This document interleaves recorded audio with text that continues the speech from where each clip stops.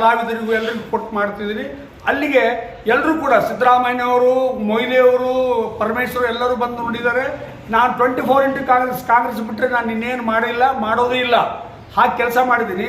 ಅನೇಕ ಸಲ ನನಗೆ 10 ಸಲ ಆ ಕಾಂಗ್ರೆಸ್ ಆಫೀಸ್ ನುಂಗಿದವರು, ಆ ಕಾಂಗ್ರೆಸ್ ನಿವೇಶನ ನುಂಗಿದವರು ನನಗೆ ಅಡ್ಡ ಬರ್ತಾನೆ ಇದ್ದಾರೆ. 10 ಅವಕಾಶಗಳು ಹೋಗಿದ್ದಾವೆ. ಈಗ ವಯಸ್ಸಾಗಿದೆ, ನನ್ನ ಮಕ್ಕಳು ಮೊಮ್ಮಕ್ಕಳು ಕೂಡ ದೊಡ್ಡವರಾಗ್ತಾ ಬಂದಿದ್ದಾರೆ.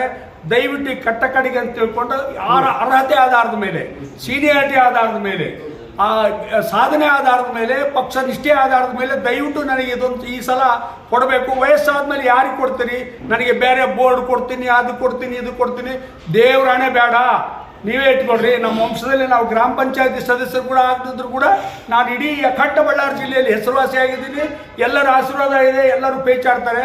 ಅದನ್ನು ಪರಿಗಣಿಸಿ ನನ್ನ ಸೇವೆಯನ್ನು ಮತ್ತು ಅರ್ಹತೆಯನ್ನು, ನಿಷ್ಠೆಯನ್ನು ಪರಿಗಣಿಸಿ ದಯವಿಟ್ಟು ನನಗೆ MLC ಮಾಡಬೇಕಂತಂದೇಳಿ ಕೇಳ್ಕೊಳ್ತೀನಿ. ಯಾವುದಕ್ಕೆ ನೆಪ ಹೇಳ್ಬೇಡ್ರಿ, ನನಗೆ ಯಾವುದೋ ಒಂದು ಸಮಾಧಾನ ಬಹುಮಾನ ಕೂಡ ಕೊಡಬೇಡ್ರಿ.